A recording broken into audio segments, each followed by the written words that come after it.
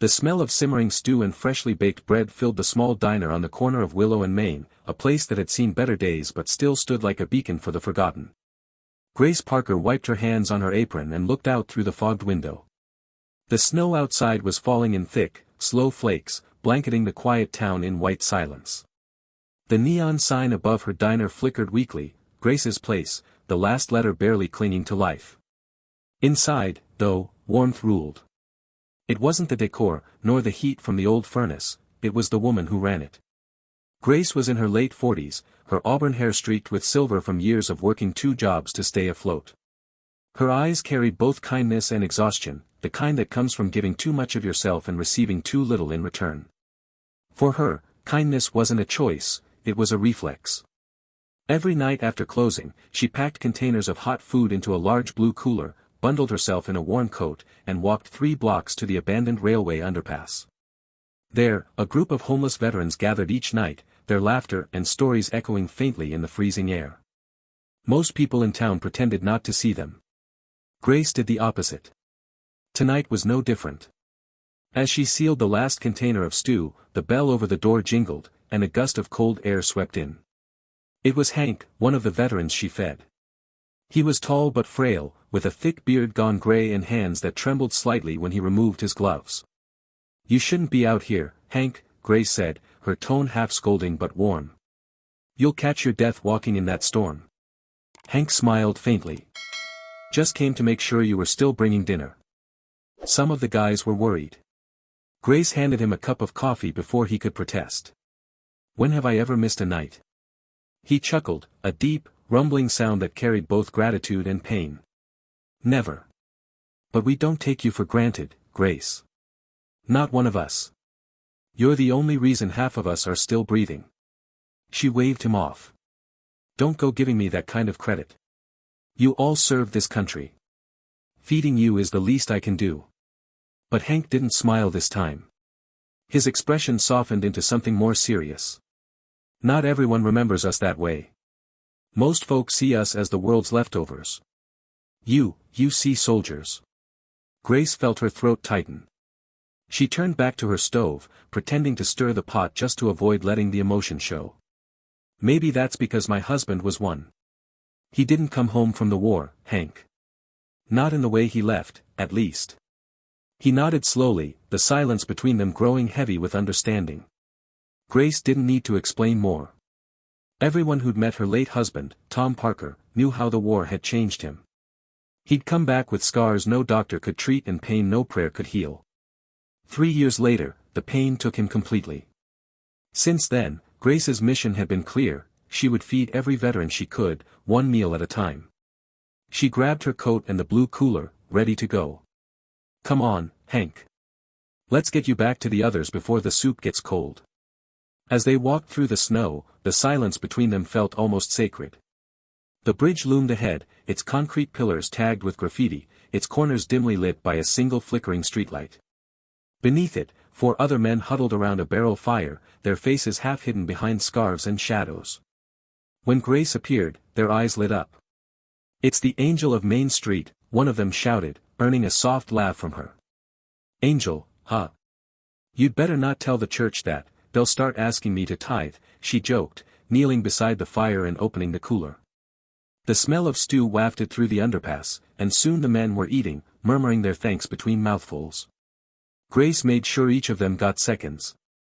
She always did. After everyone was served, she sat beside Hank on an overturned milk crate. They ate in silence, watching the snow fall just beyond the edge of the bridge. It was peaceful, almost beautiful, despite everything. "You know," Hank said after a while, "I had a son once. Haven't seen him in over a decade." Grace looked up. "You never mentioned him before." He shrugged. "Didn't seem important. He's probably better off without me. I wasn't much of a father after the army. Too angry, too proud. Where is he now?" Hank's gaze drifted to the fire. "No idea. Last I heard, he'd gone into computers. Smart kid. Built things I couldn't even understand. He always said he'd change the world one day.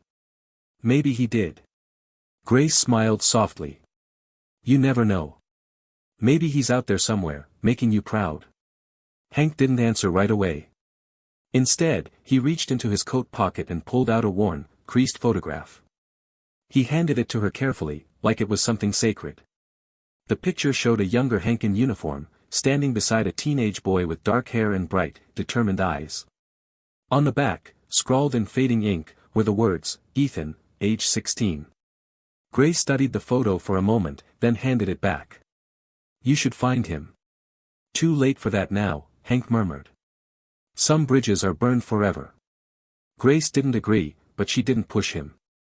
She simply patted his hand, her heart aching for both father and son. When the fire began to die down, she stood and brushed the snow from her coat. I'll see you tomorrow night. And you better be here, Hank. None of that disappearing act you pulled last week. He grinned faintly. Yes, ma'am. Wouldn't miss it. Grace headed home through the snow, unaware that this would be the last time she'd see Hank alive. The next morning dawned gray and bitterly cold. Grace arrived early to open the diner, humming softly as she prepped the day's batter and coffee. Routine gave her comfort, it was predictable, safe. But the peace shattered when the bell over the door jingled violently. Sheriff Randall stepped in, his hat dusted with snow, his face grim. Grace, I need a word. Her heart dropped. The way he said it, flat, restrained, told her it wasn't about unpaid parking tickets or noise complaints. She led him to a booth in the corner, wiping her hands nervously. What's wrong, Randall? He sighed. It's about Hank. The world seemed to tilt. What about him? We found him early this morning near the bridge. Looks like he passed in his sleep. No signs of struggle. Just, didn't wake up. Grace covered her mouth with both hands, eyes welling up instantly. The image of Hank's worn smile, his trembling hands around the coffee cup, it all hit her at once. Oh, God, he was just here last night. He seemed fine. Randall nodded sadly. Sometimes, it's just the cold. Sometimes, it's everything catching up at once. We found this in his coat pocket. He slid an envelope across the table. Grace hesitated before opening it. Inside was a single folded letter. The handwriting was shaky but unmistakably Hank's. Grace. If you're reading this, I probably finally got some rest. Don't feel bad. You gave me more kindness than I ever deserved. You fed me when the world forgot my name. I hope you know what that meant. There's something I need to tell you, something I couldn't say out loud. My real name is Henry Grant. My son's name is Ethan. If you ever meet him, tell him I was proud of him. Tell him I'm sorry. He'll know what for. Hank. Grace pressed the letter to her chest, tears streaming down her cheeks. She didn't know who Ethan was, or if he'd ever hear her message. But she silently promised Hank that she'd find a way to let his son know. She owed him that much. When the sheriff left, Grace sat in the empty diner for nearly an hour, staring at the flickering neon light outside. Eventually, she wiped her eyes and went back to work. The lunch rush wouldn't wait. The world never stopped for grief. But something shifted in her that morning, a quiet determination to honor Hank's memory in whatever way she could. She hung his photograph on the diner wall, right beside the register. Underneath, she taped his letter, the edges protected by a thin sheet of plastic. She wanted everyone who came through those doors to see it. To remember that behind every weathered face was a story worth knowing. By evening, word of Hank's death spread through the town. A few locals stopped by, offering condolences, leaving small donations for the veterans Grace cared for. She appreciated their kindness, though none of them truly understood what Hank's friendship had meant to her. As she closed up that night, she looked once more at his picture. I hope your boy finds peace, Hank.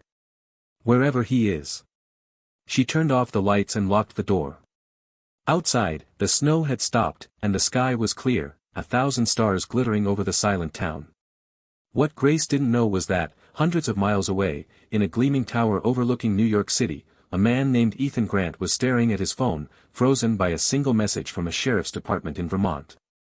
The subject line read, Notification of Next of Kin. He opened it slowly. The words blurred as he read them, Henry Grant, deceased. Ethan leaned back in his chair, the city lights reflecting in his tired blue eyes. For years, he'd told himself his father was gone, by choice, not by tragedy. But now, the truth cut deeper than he'd expected. He scrolled further and saw an attachment, a scanned copy of a handwritten letter found in his father's coat pocket. At the bottom, in neat handwriting, were the words, "If you ever meet her, thank Grace Parker for me." Ethan's world tilted. Grace Parker. He whispered the name like a prayer, like a mystery begging to be solved. The man who built a trillion-dollar empire on data and precision suddenly found himself chasing something that couldn't be measured, a final message from the man he'd lost long ago. And for the first time in years, Ethan Grant booked a flight without telling anyone where he was going. He was headed to a small town in Vermont, to meet the woman who'd been kind to his father when he couldn't be. The wind outside howled against the diner's windows like a restless spirit as Grace prepped the morning rush. The coffee pot gurgled softly, and the smell of cinnamon rolls filled the small space. It was a quiet Tuesday, the kind of morning that came and went without notice in a town like Maple Hollow. But that stillness, as always, didn't last long. The bell above the door chimed once, twice, then again. Grace turned, expecting to see the mailman or a delivery driver. Instead, a tall man in a dark coat stepped in, brushing snow off his shoulders. He looked out of place, too well-dressed, too self-contained for a diner that served $3 breakfasts and free refills. His shoes were polished, his hands bare despite the cold. And his eyes, sharp, deep blue, moved through the room as if he were searching for something or someone. "Morning," Grace said, putting on her best smile. "Coffee?" He nodded slowly, his voice low and controlled. "Please." "Black." Grace poured the steaming cup and set it down in front of him.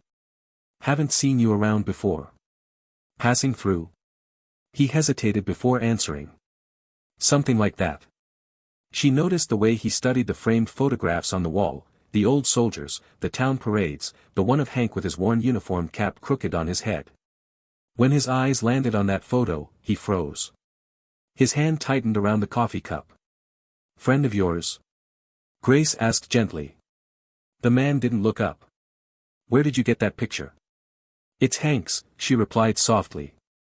"He was one of the veterans who came here for dinner every night. Passed away last week." Now he did look at her. "Passed away?" Grace nodded, the ache in her chest returning. "Peacefully, I hope." Sheriff said it looked like he went in his sleep. The man exhaled slowly, like he'd been holding his breath for years. Did he ever talk about his family?" Grace hesitated. "Only once. Said he had a son. Sounded like they'd been apart a long time." "Why do you ask?" He reached into his coat pocket and pulled out a folded letter. The handwriting was unmistakable, Grace had seen it before. "Because I'm his son." For a moment, everything around them seemed to fade, the clatter of the kitchen, the hum of the heater, even the steady fall of snow outside. Grace's lips parted, but no words came out. Finally, she managed, "You're Ethan." He nodded once. "Ethan Grant." Grace sat down opposite him without realizing it, her heart pounding. "He talked about you, you know. Said you were smart. That you'd change the world one day." Ethan gave a soft, humorless laugh. "He used to tell me that too. I thought he was just saying it to make up for not being around." Grace looked at him closely. There was pain behind the calm, old pain, buried under years of success. "He wanted to find you, Ethan. He wrote you letters he never sent. I think he was afraid you wouldn't forgive him." Ethan's eyes flicked to the counter, where the photo of his father hung beside the register. He stood and walked over, tracing the edge of the frame with his fingers. "He was right. I wouldn't have." He paused, swallowing hard. "Not then." Grace joined him at the counter, standing beside him in the soft morning light. "It's never too late to forgive someone, even if they're gone." He looked at her, almost angry, almost grateful. "You sound like him. Maybe he rubbed off on me." They stood there for a moment, two strangers bound by one man's absence. Then Grace broke the silence. "Would you like some breakfast?" "On the house." Ethan smiled faintly. "I'd appreciate that." As Grace cooked, he watched her move around the kitchen with practiced ease. Everything she did, pouring batter, flipping eggs, wiping the counter, carried quiet purpose. When she brought him a plate of pancakes, he said softly, "He mentioned you in his letter. Said you were the only one who remembered him as more than a ghost." Grace blinked back tears. "He was never a ghost to me. Just a man who needed kindness." Ethan looked down at his plate. "You gave it to him when I couldn't." There was no accusation in his tone, only sorrow. Grace wanted to say something comforting, but words felt too small for the moment. For the rest of that morning, Ethan stayed. He asked questions, not just about Hank, but about the other veterans, the town, Grace herself. She told him everything she could, how Hank had shown up one night shivering in the snow, how he always thanked her even when she refused payment, how he'd once fixed her coffee machine with a screwdriver and a bit of wire. Said he used to fix things for his son, she added with a smile. Ethan's expression softened. He did. My bike, my computer, even my science fair projects. He could fix anything, except himself. Grace reached out, touching his hand gently. Maybe he did, in the end. Through you. He didn't respond. Instead, he looked out the window at the falling snow. He died thinking I hated him. No, Grace said firmly. He died knowing you were out there living the life he wanted for you. That's what kept him proud. Ethan nodded slowly, though she could see he didn't quite believe it. When the diner emptied out around lunchtime, he finally stood. Thank you, Miss Parker. For everything you did for him. Call me Grace. He smiled faintly. Then call me Ethan. She chuckled. Deal. He pulled a business card from his wallet and slid it across the counter. If you ever need anything, Grace, please call this number. She looked at it, Grant Technologies. Executive Office, Manhattan. The card gleamed faintly, embossed in silver. I don't think I'll have much reason to call a man like you, she said, half teasing. Ethan met her eyes. You'd be surprised. He left after that, and the diner felt emptier without him. Grace tucked his card into her apron pocket, unsure why she didn't throw it away. Something about him, his stillness, his restraint, stayed with her long after he was gone. That night, she made her usual rounds at the bridge. The men gathered around the fire looked up as she approached, their faces lit by the glow. But there was an unspoken grief among them. Hank's absence was a hole that none of them could fill. Did you see him off? One of them asked quietly. Grace nodded. The sheriff handled everything. I made sure he got a proper burial. Another man, a young veteran named Kyle, lowered his gaze. He talked about his son sometimes. Said the boy was a genius. Grace smiled sadly. He wasn't lying. When she got back to the diner, a sleek black sedan was parked outside. Her first thought was that someone was lost. Then the driver's door opened, and Ethan stepped out, wearing the same coat, his hair dusted with snow. I was hoping you'd still be here, he said. Always am. Comes with owning a diner. She tried to keep her tone light, but there was tension beneath it. You came back. I had more questions, he said simply. And something to return. He held out a small wooden box. Inside was Hank's dog tag, the metal worn smooth with age. It was sent with his things. I think he'd want you to have it. Grace ran her fingers over the letters, Henry Grant, U.S. Army. I can't take this. You can, Ethan said softly. He left it behind for the person who made him feel human again. Tears welled in her eyes, and she turned away to compose herself. He was proud of you, Ethan. He nodded. I wish I'd known that sooner. She looked up at him. You can still honor him.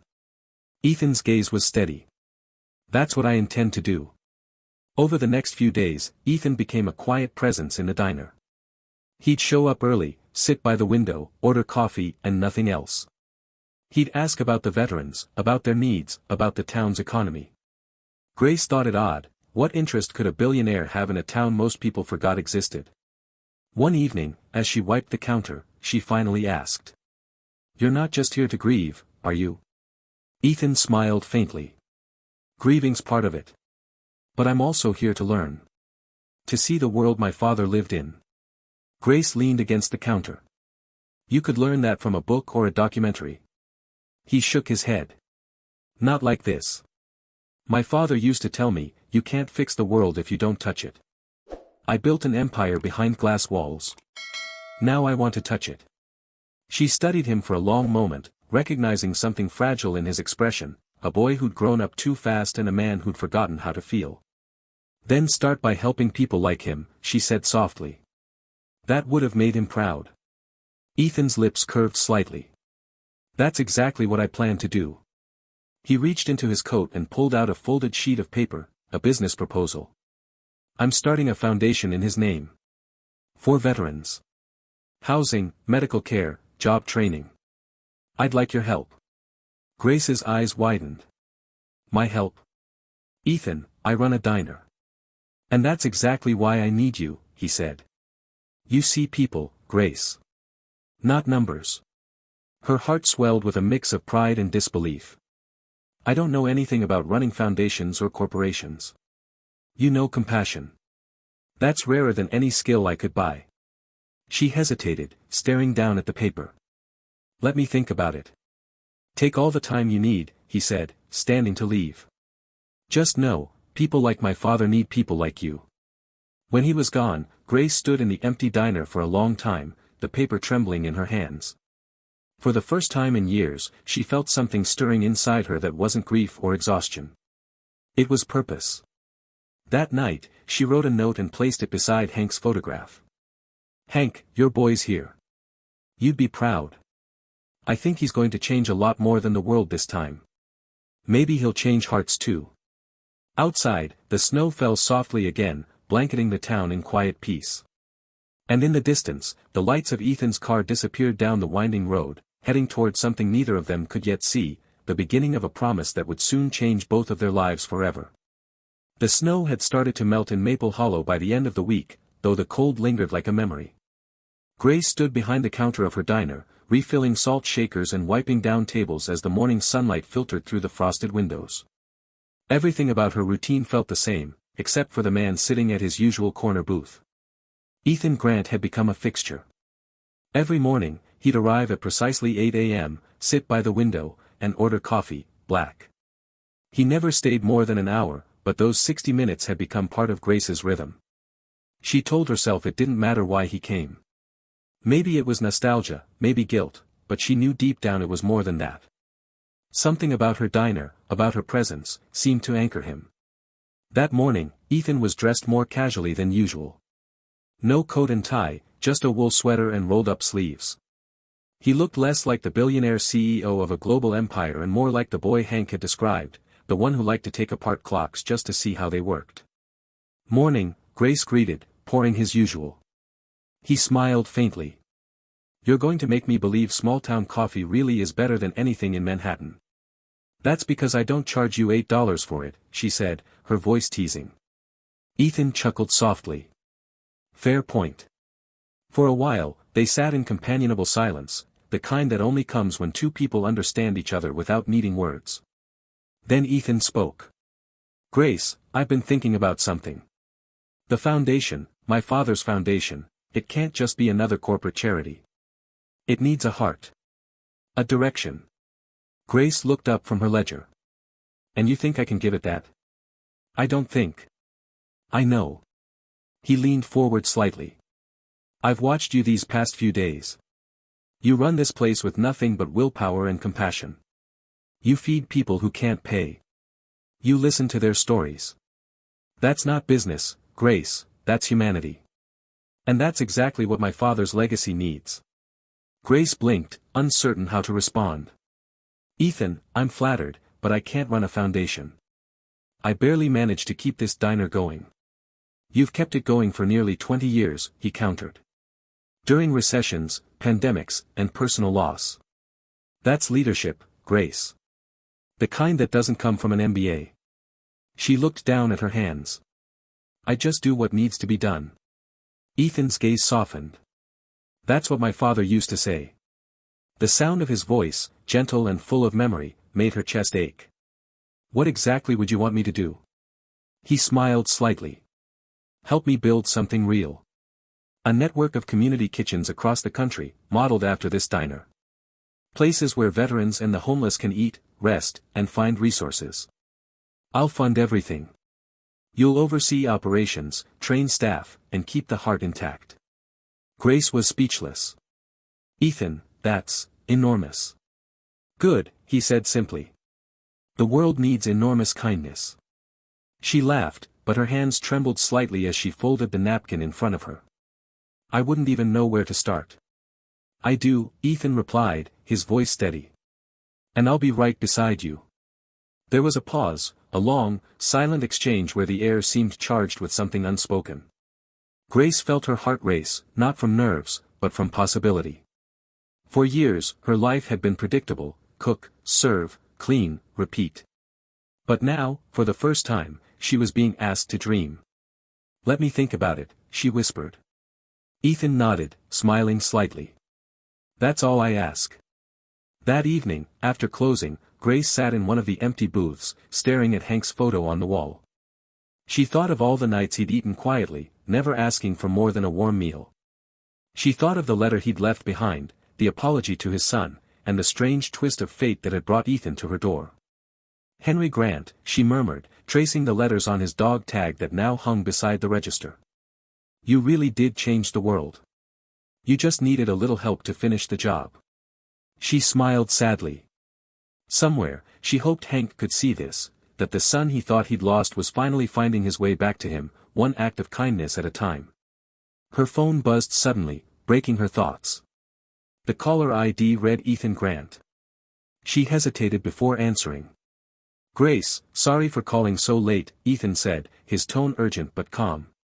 I need your help. Something's come up. Is everything okay? I'm not sure yet. Can you meet me at the old Grant factory on the edge of town? 10 minutes. She frowned. The factory's been shut down for years. Not tonight, he replied, then the line went dead. When Grace arrived, she saw headlights slicing through the darkness. Ethan's car was parked outside the massive, rusting gates of what used to be the Grant manufacturing plant, a relic of Maple Hollow's past.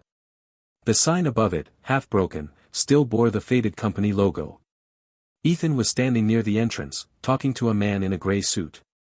When he saw Grace, he excused himself and walked toward her. Thank you for coming.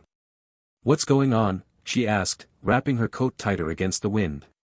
I just found out something disturbing, Ethan said. This factory was part of my father's company before it went bankrupt. The board claimed it failed due to mismanagement, but the records don't add up. Grace frowned. You think someone sabotaged it? I think someone stole from it. Millions. And the man who orchestrated it still works for my corporation. Her eyes widened. Ethan, that's huge. You're talking about corporate fraud. He nodded grimly. And if I'm right, the same people who ruined my father's reputation are still benefiting from it. Grace stared at him, realizing the weight of what he was saying. So what now? I'm reopening the investigation, Ethan said. But I can't do it alone. I need someone who isn't afraid to ask questions, and who sees people for who they are, not what they're worth. You mean me? She asked, half in disbelief. He smiled. Exactly you. The next few days blurred into one long stretch of quiet meetings and late-night calls. Grace found herself stepping into a world she'd never imagined, the world of billion-dollar empires and corporate secrets. Ethan gave her access to old ledgers, financial statements, and employee files. It didn't take long for her to notice a pattern: irregularities in the transactions around the time of the bankruptcy.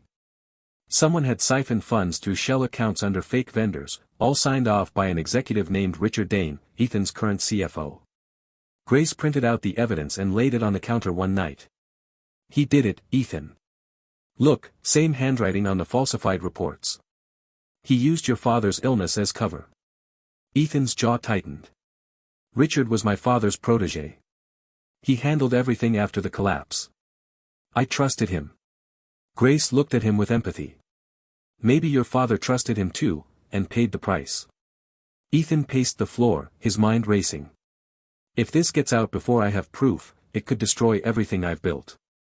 Then we find proof, Grace said simply. Real proof. Her tone was steady, firm. Ethan stopped pacing and looked at her.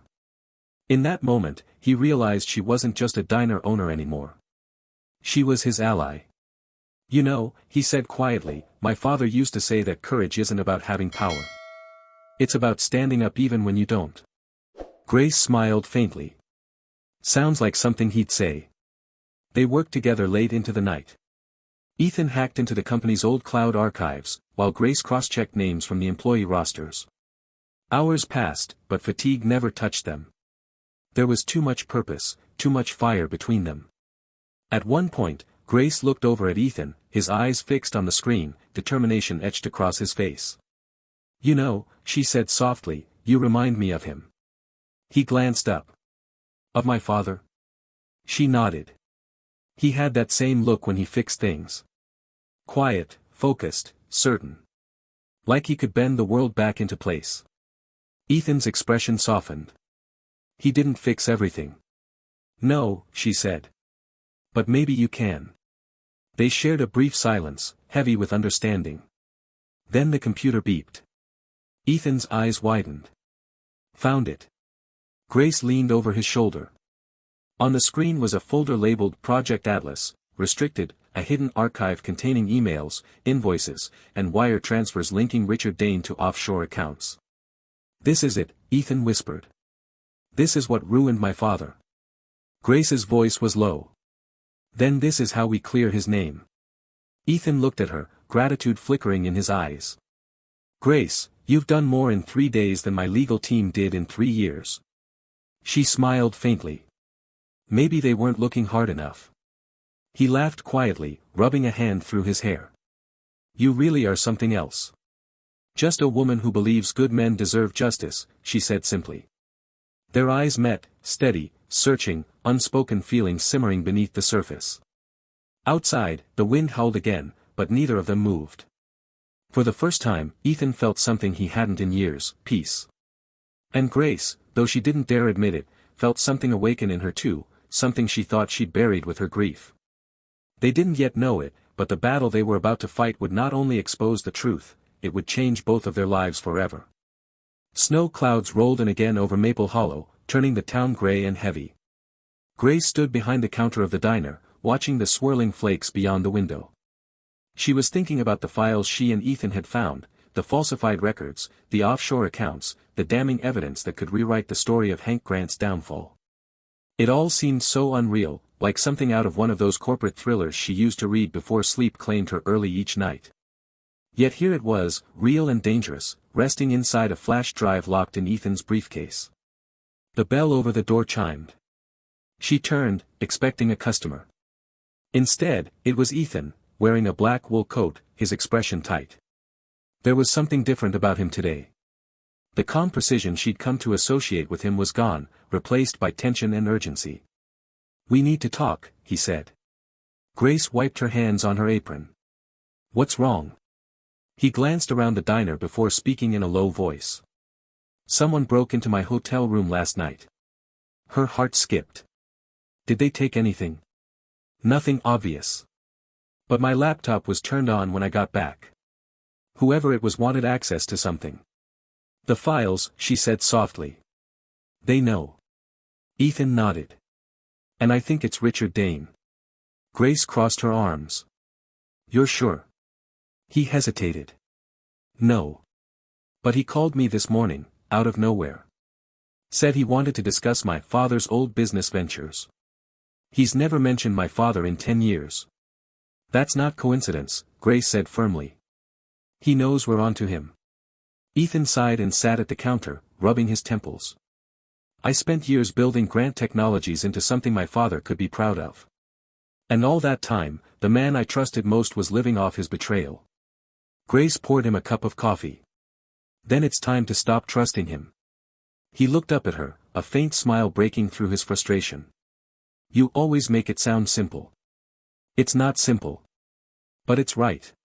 He nodded slowly, the corner of his mouth twitching upward. My legal team's flying in tomorrow. We'll confront Dane with what we have. Grace frowned. And if he denies everything? Then I'll make sure he never denies it again. The next day, Grace found herself standing in the grand lobby of Grant Technologies headquarters in New York City.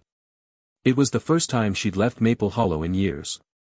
The skyscraper towered above her like a monument of glass and steel, reflecting the cold winter sky. She followed Ethan through the gleaming corridors, feeling out of place among the polished marble floors and designer suits. "Are you sure I should be here?" she whispered. Ethan glanced back at her. "You're the reason I'm here. You saw what I couldn't. This is your fight too." They stopped outside a glass-walled conference room.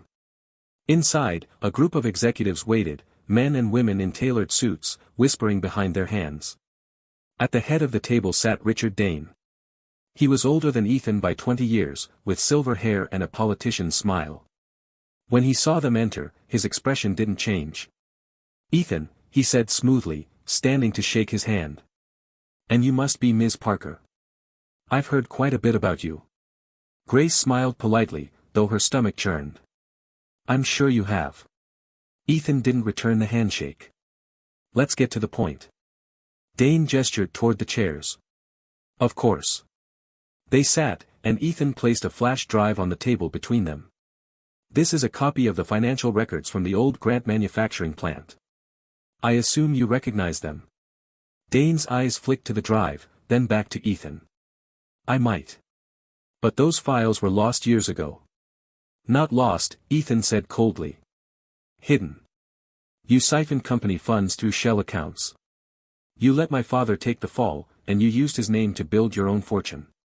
A murmur rippled through the room. Dane leaned back in his chair, feigning amusement. "Ethan, you can't be serious. You think I'd risk my career on some half-baked theory based on incomplete data?" Grace spoke for the first time. "The data's not incomplete. You left your signature on every falsified transaction. Your initials, RD, appear on the approval lines." The room went still. Dane's smile faltered. "Who exactly are you, Miss Parker?" "Someone who fed your scapegoat when the world forgot his name," she said softly. For a moment, Dane looked genuinely caught off guard. "You were with Henry?" "I was his friend. The only one who still believed in him." Dane's jaw tightened. "Then you're sentimental. You're blinded by pity." Ethan's voice cut through the tension. "No. She's the only one in this room who can still tell the truth without checking the stock price first." The color drained from Dane's face. Ethan continued, "You built your empire on lies, Richard. My father died believing he was a failure because of you. But that ends today." Dane leaned forward, his smile returning, sharper now. "You think you can destroy me with a few old files? You forget, Ethan, I'm the reason your company exists. I know every secret, every vulnerability. If you go public with this, you'll burn down everything you've built." Ethan didn't flinch. "Then let it burn." The confrontation ended with silence. Dane stood, straightened his tie, and left the room without another word. The executives exchanged uneasy glances, unsure which way the wind would blow next. Ethan gathered the flash drive, his hands trembling slightly. "That was reckless," Grace said softly once they were alone. "I know," he admitted. "But it felt right." They walked out of the building together. The city was blanketed in soft snow, the streets glowing under yellow lamplight.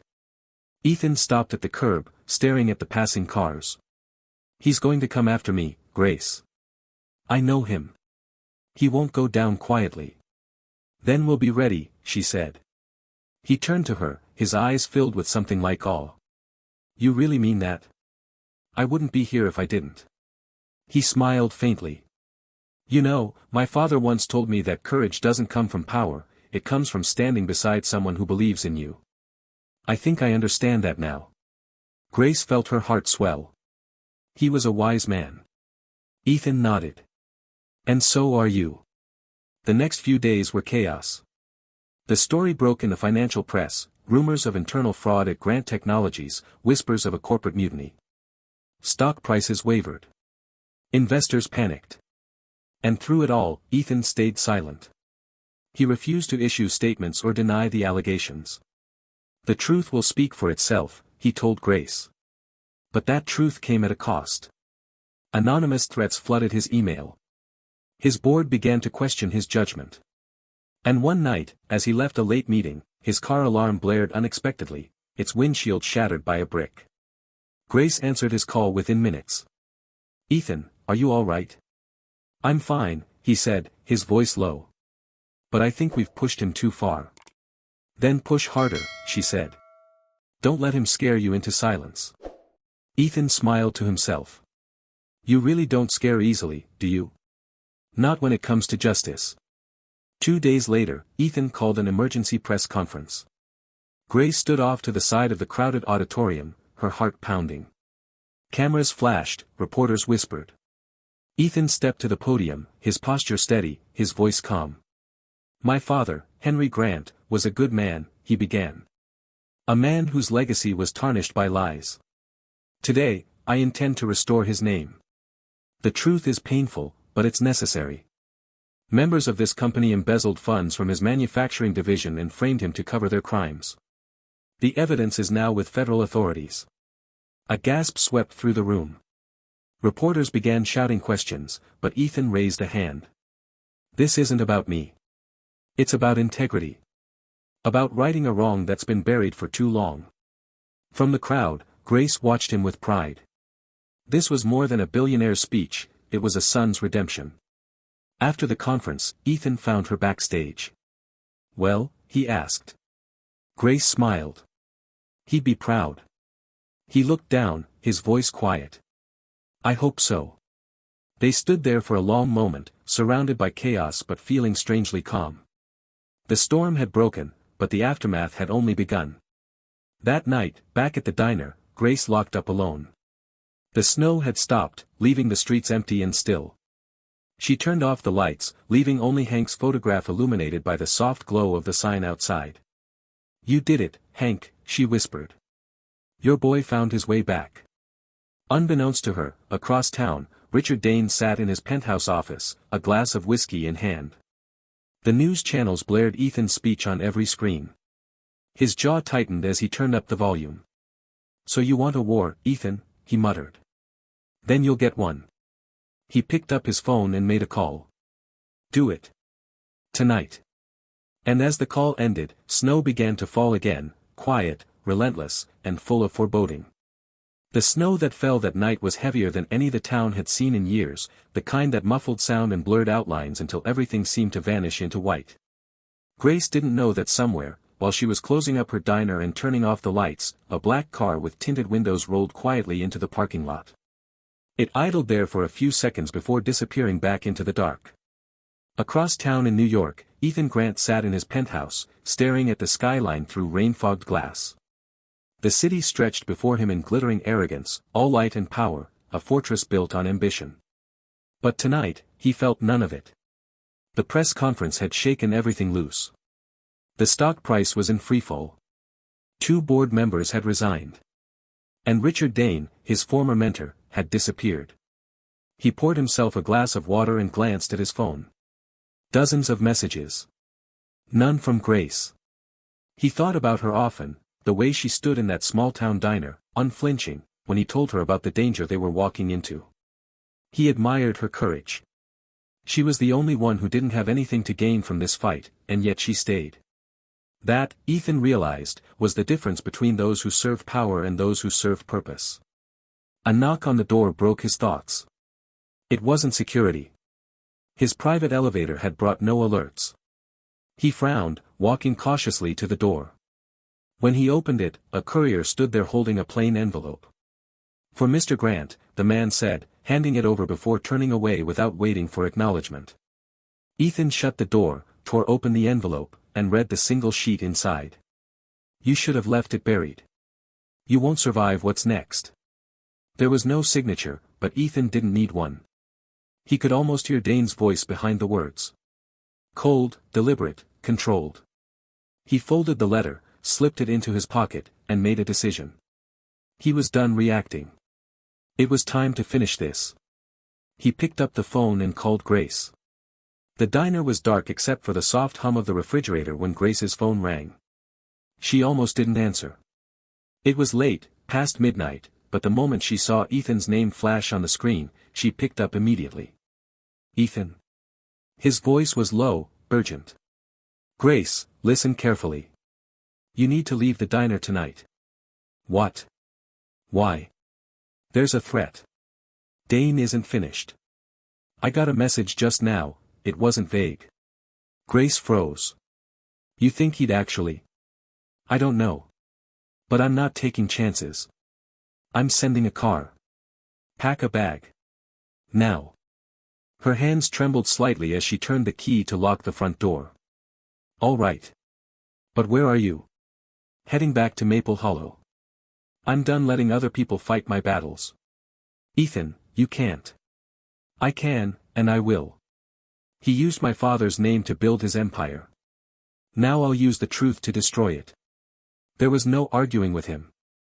The conviction in his tone was steel. She hung up, packed quickly, and waited by the window. The snow outside reflected the diner's dim sign in ghostly blue light. When the car arrived, a sleek black SUV, she hesitated only for a second before climbing inside. As the vehicle pulled away, she looked back at the diner she'd built from nothing, the little home that had survived heartbreak, poverty, and time. She didn't know if she'd ever see it again. By morning, Ethan was back in Maple Hollow.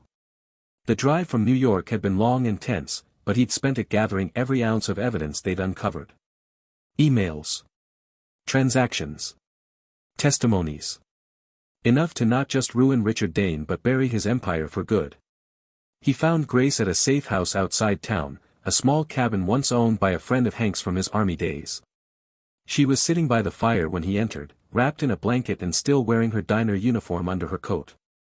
You look exhausted, he said. I've been better, she replied softly. But you look worse. He managed a faint smile. Probably true. For a few moments, they just sat there in silence, the fire crackling between them. Ethan, she said finally, you don't have to do this alone. He looked at her, and for once the polished CEO veneer was gone. I'm not. Not anymore. Later that afternoon, they drove together to a small federal building on the edge of Burlington. Ethan had arranged a meeting with the Department of Justice's Financial Crimes Unit. When they arrived, an agent greeted them at the door and led them to a conference room. I have reason to believe that Richard Dane, current CFO of Grant Technologies, committed fraud, embezzlement, and witness coercion, Ethan began, sliding the evidence across the table. The agent flipped through the documents, his expression tightening with each page. These are serious accusations. They're also true, Grace said. I watched Ethan piece this together himself. Every number matches, every signature leads back to Dane. The agent nodded. We'll open an investigation immediately. But be careful, if Dane senses he's cornered, he could get desperate. Ethan's gaze darkened. He already is. That night, as they returned to the cabin, Grace finally allowed herself to exhale. They'd done it. They had handed everything over. The rest, she told herself, was out of their hands. But peace never lasts long when the powerful are cornered. She was making coffee when she heard the sound, distant at first, then growing louder. A car engine. Headlights swept across the frosted windows, cutting through the darkness. Grace's pulse quickened. Ethan was in the back room reviewing files, unaware. She peeked through the curtain. Two men stepped out of a black sedan, both wearing long coats. Neither carried umbrellas despite the snow. Their movements were too deliberate, too synchronized. Ethan, she whispered sharply. He appeared in the doorway instantly. What is it? Outside. He joined her by the window, his jaw tightening when he saw them. Dane's men. What do we do? He grabbed her hand. We run. They slipped out the back door into the woods, snow crunching underfoot. The forest was dense, the moonlight faint. Grace's breath came in clouds, her heart pounding as branches whipped past her face. Behind them, she heard the men calling out, short commands, like hunters driving prey.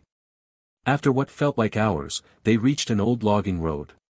A rusted truck was parked there, half buried in snow. Ethan pried open the door, and by some miracle, the keys were still in the ignition. He turned it. The engine coughed, then roared to life. Grace climbed in beside him, shivering. Where are we going? To end this, Ethan said, eyes locked on the road ahead. They drove through the night until the trees gave way to open fields.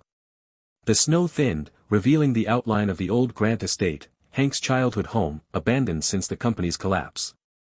It stood like a skeleton against the horizon, grand yet hollow. "Why here?" Grace asked. "Because it started here," he said quietly.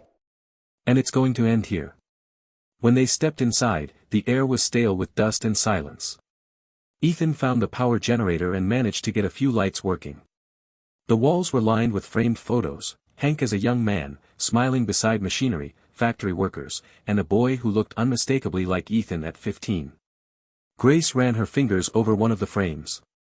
"He loved this place." Ethan nodded. It was everything to him. He turned toward her. "I'm not letting Dane erase that." They set up a laptop on the old dining table, connecting it to a secure server. Ethan uploaded the files to the Justice Department's cloud drive, ensuring that even if they were caught, the evidence would survive. When the upload finished, Grace placed a gentle hand on his shoulder. "It's done." He looked up at her. "Not yet. He'll come here." Her brow furrowed. "How do you know?" "Because this is the one place that still has meaning to me, and he knows I'm sentimental enough to come here." He wasn't wrong. An hour later, headlights appeared through the fog. Grace's breath caught. "Ethan. I see them." He pulled her behind an overturned cabinet. "Stay low." The front door creaked open. Footsteps echoed through the hall. And then a familiar voice called out, calm and controlled as ever. "Ethan. I have to admit, I didn't expect you to come back to this dump." Richard Dane stepped into the light, flanked by two men. His coat was immaculate despite the weather, his smile sharp as a blade. "You made quite a mess," Dane said, his tone almost fatherly. "I've spent the last 30 years protecting this family's name. You, on the other hand, just threw it to the wolves." Ethan stepped out from cover, his voice steady. "You mean protecting yourself?" Dane's smile widened. "If I go down, so does everything. Your company, your reputation, the legacy your father left behind.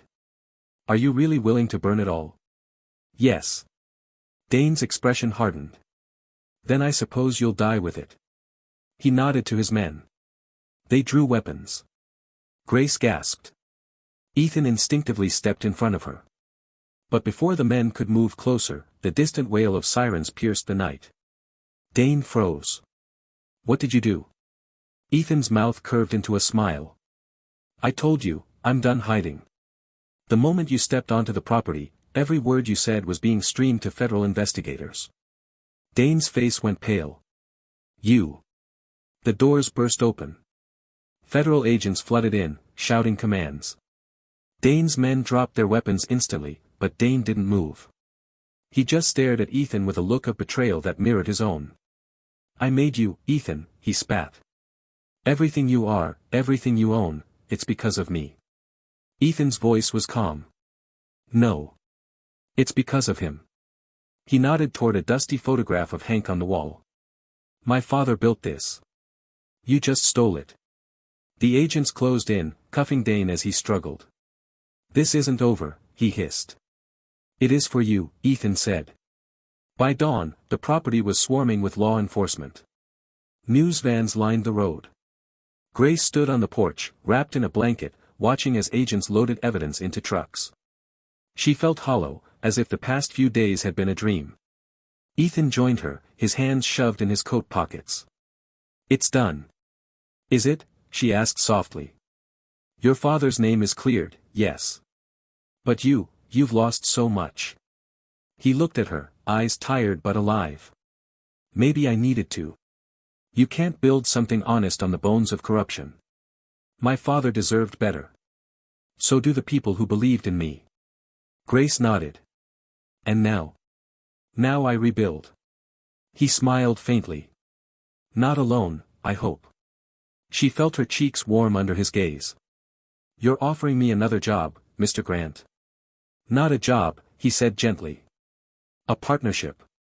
Grace looked out at the rising sun, her heart swelling with a mix of exhaustion and hope. "Your father would be proud." Ethan followed her gaze. "So would yours."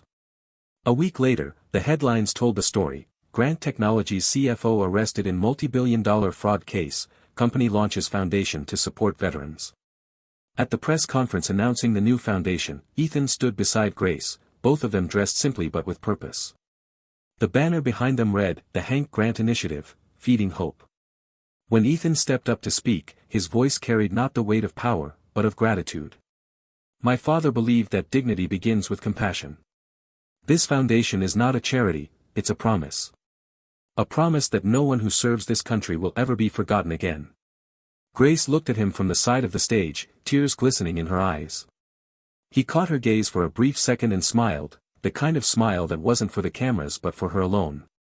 After the applause faded, he walked over. "You okay?" She laughed softly. "I'm fine. Just proud."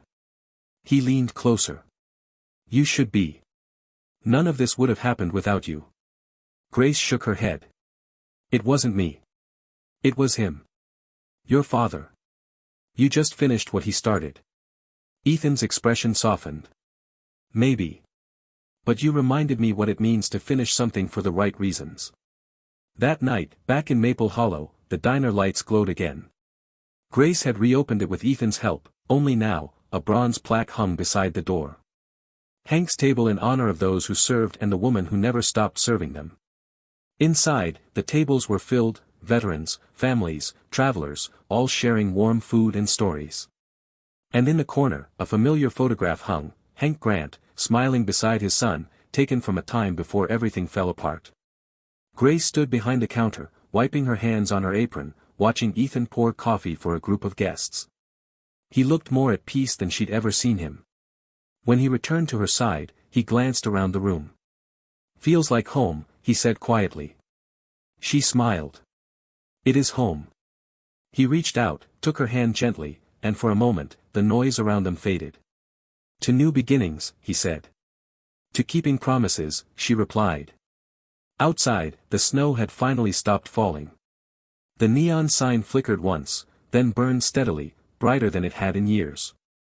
And for the first time in a long time, both Grace Parker and Ethan Grant felt that maybe, just maybe, the world still rewarded the kind of kindness that asked for nothing in return. The first warm breeze of spring drifted through Maple Hollow a month after the storm that changed everything. The snow had melted, revealing muddy roads and patches of green, and for the first time in years, the air smelled like new beginnings. Grace stood outside the diner, hands on her hips, watching a crew install a new sign above the door. It read the Hank Grant Diner, painted in gold letters that gleamed under the sun. She smiled faintly as she looked up at it. For so long, this little place had been a symbol of quiet endurance, a haven for lost souls. Now, it had become something more, the heart of a story that had spread far beyond Maple Hollow. News outlets had covered it endlessly, the billionaire who honored his father's legacy through a small-town waitress. But for Grace, it wasn't about fame or attention. It was about memory. About keeping Hank's kindness alive. Inside, the diner buzzed with life again. Veterans came and went, families stopped by for lunch, and college students from the nearby city came just to take photos of the place that had become a national symbol of compassion. On one wall hung a framed newspaper clipping of Ethan's press conference, and beside it, a new plaque, in honor of Henry Grant, whose dignity and humility changed the world through the people he touched. Grace was wiping down the counter when she heard a familiar voice. "Still can't believe you're letting me have coffee on the house," Ethan said, leaning against the doorway. Grace turned, smiling. "After everything you've done, I think you've earned a few free cups." He chuckled and took a seat at his usual booth, the one by the window. It had become his spot, the same way Hank had his years ago. "How's the foundation?" Grace asked, pouring him a cup. "Growing faster than I expected," Ethan replied. "We've opened 3 veteran centers across the state, and the first community kitchen in Providence is up and running. You should see it, your name's on the wall." Grace blinked. "My name?" He nodded. "Right under Dad's." For Grace Parker, who reminded us what humanity looks like. Her eyes softened. "That's too much." "It's not enough," he said quietly. "You changed lives, Grace. Mine included." There was a silence between them then, a comfortable one, filled with unspoken gratitude. Grace glanced out the window, where the town's main street bustled with life. "You've come a long way from that city office, Mr. Grant." He smiled. "I prefer Ethan these days. Mr. Grant sounds like someone who's forgotten what matters." "Fair enough." He studied her for a moment, his eyes thoughtful. "You know, I used to think legacy meant wealth, buildings, brands, power. But Dad taught me otherwise. He left the world with nothing but his integrity, and somehow, that outlasted everything I ever built." Grace leaned on the counter. "Legacy isn't what you leave behind in buildings. It's what you leave behind in people." Ethan's smile deepened. "You really should give the speeches at our foundation events." She laughed. "I'm a diner owner, Ethan. My speeches come with coffee refills." That afternoon, the diner filled up fast. A busload of veterans from a nearby shelter had come to visit. Grace and her staff served them stew, bread, and coffee until the air buzzed with conversation. Ethan moved easily among them, shaking hands, listening to stories, laughing freely. It was a side of him few people had ever seen, a man who had traded boardrooms for warmth, suits for sleeves rolled up to help wash dishes. Grace watched him from behind the counter, pride blooming quietly in her chest. For years, she had believed kindness could change the world in small ways. Now she saw it could also rebuild broken empires. When the crowd thinned out, Ethan sat across from her. "Do you remember what you told me the night we met?" Grace frowned, thinking. "That the coffee was free if you smiled?" He laughed. "No. You said it's never too late to forgive someone, even if they're gone." "Oh," she said softly. "I remember." He looked down at his cup, his voice low. "I used to think forgiveness was for the other person. Now I know it's for yourself." Grace nodded slowly. "It is. Because holding on to anger doesn't punish them. It just chains you." Ethan looked at her, admiration in his eyes. "You sound like my father." She smiled gently. "Then maybe we both learned from the same man." Later that evening, after the last customer left, Ethan stayed behind to help Grace close up. He wiped down the tables while she swept the floor, both working in the easy rhythm of old friends. Outside, the sky was turning orange and pink, the sunset reflecting on the snowmelt puddles. "I have something for you," Ethan said suddenly. Grace looked up as he reached into his coat pocket and pulled out a small wooden box, the same one that had once held Hank's dog Tag. "I thought you kept that," she said softly. "I did," he said. "But I think it's time it came home." She opened the box and saw the tag gleaming faintly in the light. The metal was scratched, aged, but whole. On the back, new engraving caught her eye. "To Grace. You fed him when the world forgot him. You saved me when I forgot myself. E.g." Her throat tightened. "Ethan, I can't." "You can," he said gently. "Because you deserve it." Tears welled in her eyes, but she blinked them away. "Your father would be so proud of you." He smiled faintly. "Maybe. But if he were here, I think he'd be proud of you more." The following week brought an invitation neither of them expected. The White House had taken notice of the Hank Grant Initiative, and Ethan was invited to Washington to receive a National Humanitarian Award. He insisted Grace come with him. "I can't go to the White House," she exclaimed when he told her. "Why not?" he grinned. "You've faced worse than politicians." She tried to refuse, but Ethan wouldn't take no for an answer. 2 weeks later, she stood beside him in a room full of dignitaries and cameras, wearing a simple blue dress that made her feel like herself and not a stranger in a crowd of power. When Ethan accepted the award, he stepped aside from the podium and gestured to Grace. "This honor doesn't belong to me," he said. "It belongs to the woman who showed me what real leadership looks like. The one who reminded me that kindness isn't weakness, it's strength. Grace Parker, will you join me?" Applause erupted. Grace's heart pounded as she stepped forward. Ethan handed her the award, heavy, gold, and gleaming, and whispered, "We did this, together." Afterward, as the crowd thinned and reporters swarmed, Grace turned to him. "You didn't have to do that." "I wanted to," he said simply. "The world needed to know your name." The months that followed were a blur of growth and peace. The foundation expanded to more cities. The diner became a symbol of hope featured in documentaries and articles. Veterans found work, homes, and dignity again. And through it all, Ethan and Grace remained at the center, not as celebrity philanthropists, but as two ordinary souls bound by a promise. One quiet evening, they stood on the back porch of the diner, watching fireflies flicker across the fields. "Do you ever think about what your father would say if he could see all this?" Grace asked softly. Ethan smiled. "Every day. I think he'd tell me to stop worrying about money and make sure the coffee's hot." She laughed. "That sounds like him." He looked out over the town, thoughtful. "You know, I used to chase success like it was oxygen. But standing here, this feels more real than anything I ever built in Manhattan." Grace nodded. "Because it is real. This isn't a skyscraper, it's people. It's hearts." He glanced at her, a quiet affection in his eyes. "And it started with yours." She blushed slightly, looking away. "Don't make me cry again, Ethan." He chuckled softly. "Then let's make you laugh." He reached into his pocket and pulled out a folded piece of paper. "The new foundation branch in Providence has a diner, too. We're naming it Grace's Table. I thought you might like to come cut the ribbon." Grace stared at him, speechless. "You're serious?" "Completely." She covered her mouth, overwhelmed. "You didn't have to do that." "I wanted to. You once said legacy is what you leave in people. Well, you left yours in me. And now, it's going to feed thousands." She shook her head, tears glistening. "You're impossible, you know that." "I've been told." That night, Grace locked up the diner as she always did. She turned off the lights, leaving only the glow from the sign outside. But this time, she didn't feel the familiar ache of loneliness. She felt peace. Before heading home, she paused by Hank's photograph one last time. "You did it, Hank," she whispered. "Your boy's everything you hoped he'd be." Then she looked at another frame beside it, one recently added. It showed Ethan and her, standing together in front of the new foundation building, arms around each other, smiling in the sunlight.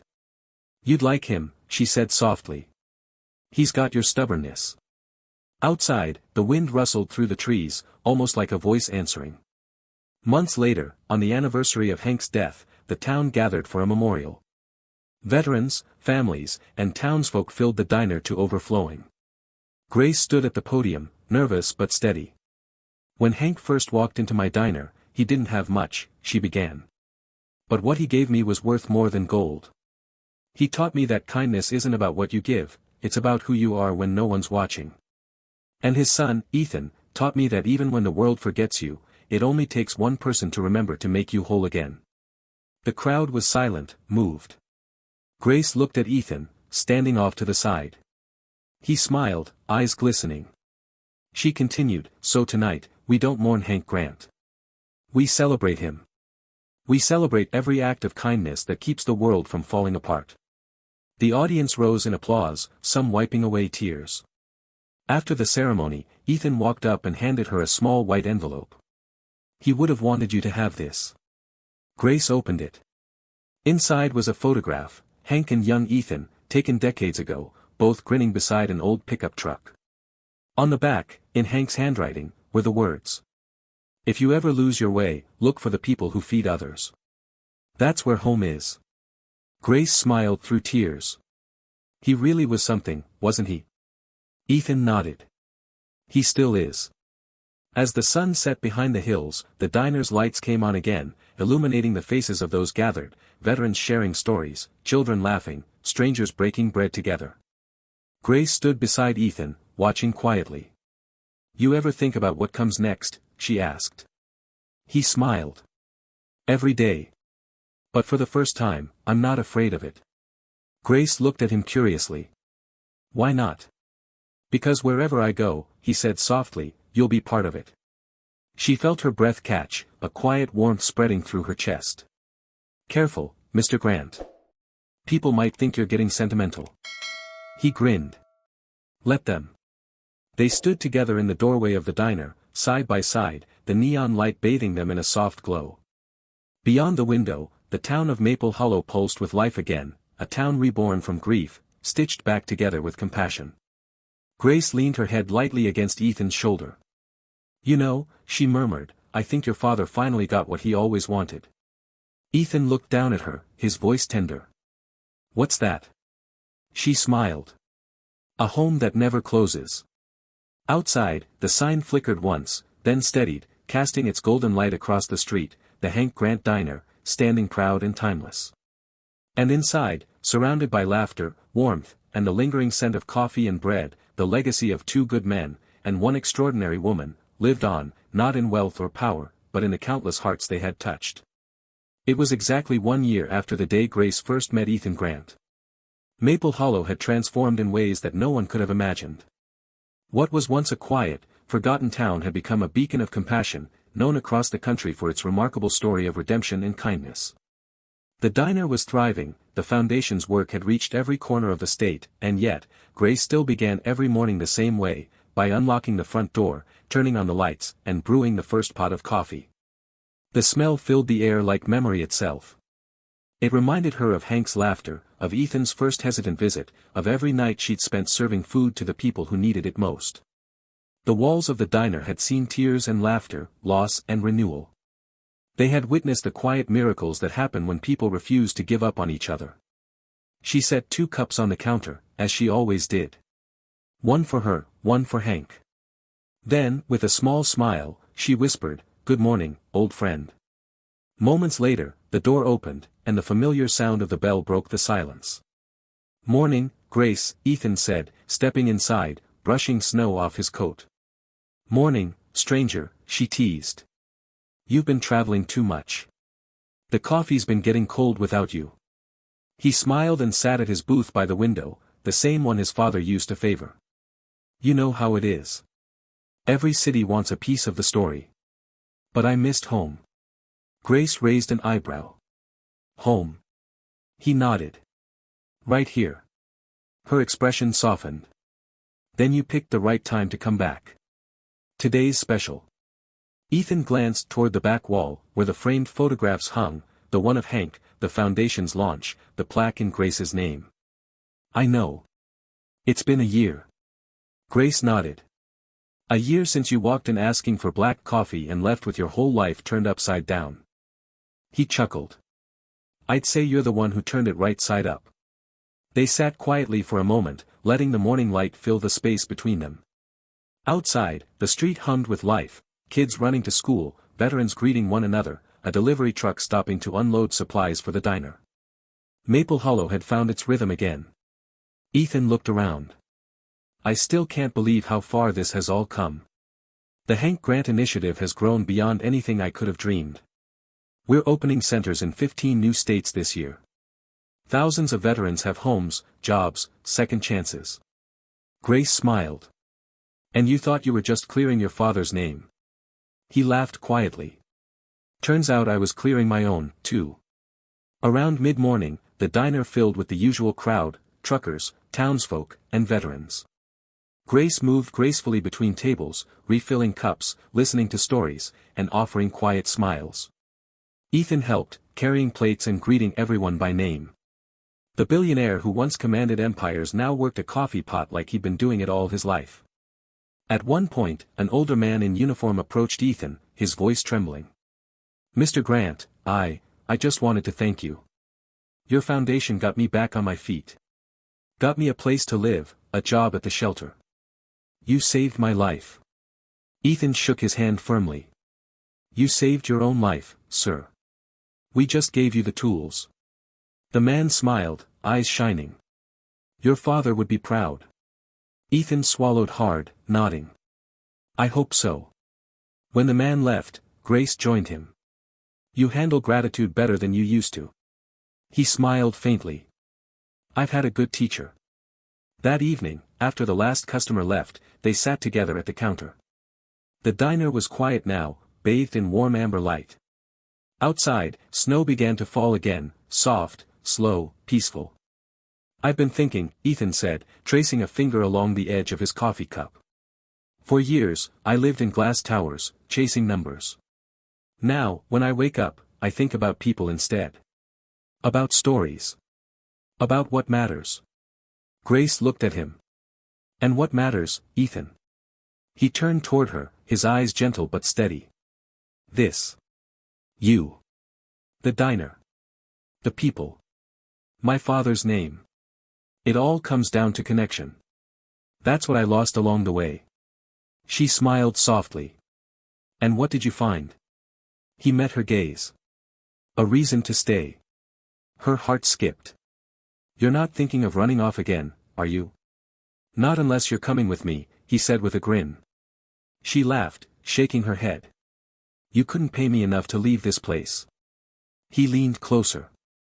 Good thing I'm not offering money. There was a pause, a long, quiet one, filled with everything they hadn't said over the past year. Then Grace whispered, You sound just like your father. Ethan chuckled. That's the best compliment I've ever been given. A few days later, Maple Hollow held its first annual Veterans Thanksgiving, an event organized by the Hank Grant Foundation and hosted at the diner. Hundreds of people showed up. The local news covered it, but the real story was in the faces of those who came, the laughter, the tears, the shared meals. Grace moved through the crowd with ease, greeting everyone like family. Ethan watched her from the stage, where he was preparing to speak. When he stepped to the microphone, the room fell silent. A year ago, he began, I came back to this town not to rebuild my business, but to understand my father. What I found instead was something bigger, something that no amount of wealth or power could buy. I found home. He looked toward Grace, who stood in the crowd, smiling. This diner saved lives long before my foundation did, he continued. Because one woman refused to look away from those who were hurting. She believed in the power of a warm meal, a kind word, a place to belong. And because of her, my father's name, and his spirit, live on in every single one of you. The crowd erupted in applause. Grace felt her throat tighten as tears welled in her eyes. When Ethan stepped down, she met him halfway. You keep giving me too much credit, she said softly. He smiled. No, Grace. I'm just telling the truth. Later that night, after everyone had gone home, the diner was quiet again. The floor was scattered with confetti, the scent of roasted turkey still hung in the air, and the flicker of candles reflected off the glass windows. Grace sat alone at a booth, sipping the last of the coffee. She looked around at the empty chairs and felt something deep inside her, a peace that she hadn't felt in decades. This place, this life, it wasn't about grand gestures or headlines. It was about showing up. Every day. No matter what. Ethan walked in quietly, his tie loosened, his expression calm. You're still here. Just making sure everything's in order, she said. He smiled and sat across from her. You know, I think Dad would have loved tonight. He would have been right there by the coffee pot, pretending not to cry. Ethan laughed softly. You're probably right. They sat in silence for a while, watching the snow drift down outside. Grace, he said after a moment, I've been thinking a lot about what comes next. The foundation's in good hands now. The company too. I don't want to go back to that old life. She looked at him curiously. What are you saying? He took a deep breath. I want to stay here. Not as a CEO. Not as a philanthropist. Just. Ethan. Maybe even work the morning shift if you let me. She smiled, eyes glistening. You think you can handle the regulars? He grinned. If you can handle me, I can handle anything. Grace reached across the table, her hand brushing his. Then welcome home, Ethan. For a moment, neither spoke. Outside, the neon sign flickered softly, glowing gold against the snowy night. Months passed, and the world moved forward. The diner stayed busy, the foundation flourished, and Maple Hollow became a symbol of hope across the nation. People traveled from all over to see it, to meet Grace and Ethan, to sit at the counter where the story began. But to Grace, it was still just her diner. The same wooden counter, the same coffee smell, the same bell above the door. Except now, she wasn't alone. One morning, as she poured coffee for a young veteran, she heard a child's laughter. She turned and saw Ethan helping a small boy wipe syrup from his face.